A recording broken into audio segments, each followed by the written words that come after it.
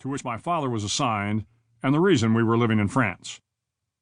As I moved to the other side of the bar, Jean-Claude spied me and gave me that look, a look I had seen 100 times before. "I see you," it said, but there was always a twinkle in Jean-Claude's eye. Like all men grown older, he appreciated the mischief in a young boy's heart, and I sensed there was a longing to be that lad again. In my mind, Jean-Claude was my protector, the keeper of my secrets, the Watson to my Holmes. Across the room, my father was sitting at an oval table with 3 other men. They all wore the uniform of an Air Force officer, a collared light blue shirt, a dark tie slightly loosened at the neck, and a deep blue coat with silver wings on the chest. With Dad were Easy Ed Taylor, Wild Bill Wildman, and Gentleman Rod Gunther, all colonels, all fighter pilots. Ed Taylor, his hands in the air, one in pursuit of the other, was fending off an attack from a German Messerschmitt. A cigarette hung loosely from his lips, and he only paused from the story to take a sip from the Scotch snifter at his elbow. Ed was one of the pioneers of jet aircraft. At one point, the fastest man in the world in aerial flight. He was Hemingwayish, with a flair for the dramatic, a love of good whiskey, and a need to fill every minute of life with something exciting. A fighter pilot in World War II in Korea, he would go on to serve in Vietnam and end his career as a 3-war veteran. He drank hard, smoked unfiltered Camel cigarettes, loved to be in combat, and seemed to enjoy every person he ever met. On his wall at home were personalized pictures with Presidents FDR, Truman and Eisenhower, Generals Douglas MacArthur and George Patton, ball players Mickey Mantle and Roger Maris, kings and princes, tyrants and despots, and every average Joe he ever served with. Every picture came with a story. Ed was married to Cordelia, or Cordy, as everyone called her, a Southern girl from Texas who served as the Wives Club president and was always in charge of the children's plays and adult social functions.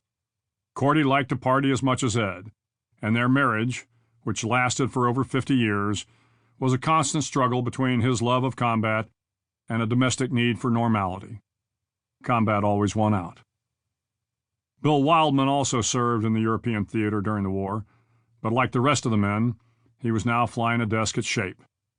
Bill was married to everyone's favorite wife, Anne.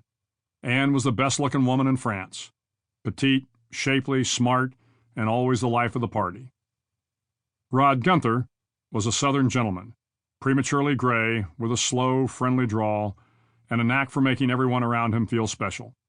His wife, Sadie, and their 3 girls were like part of our family.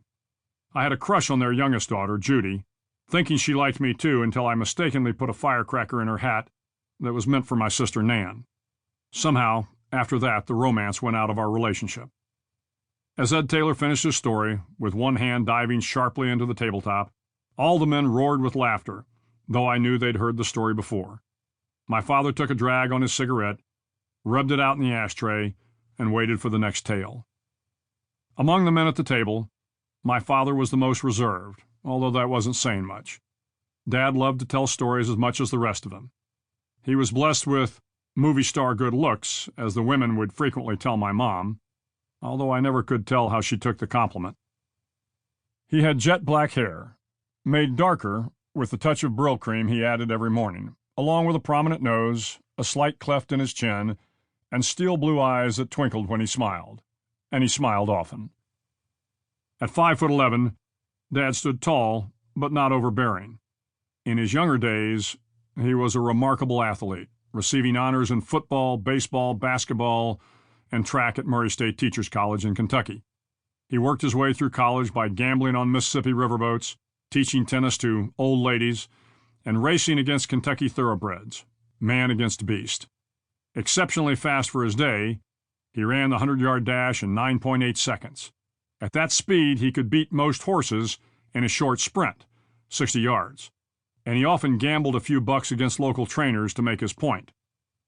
After college, he played 2 years of professional football with the Cleveland Rams, and in one promotional shot, highlighting their new Murray State running back, the Rams had a picture of Dad bolting from the starting line with a horse and rider in hot pursuit. He later confided to me,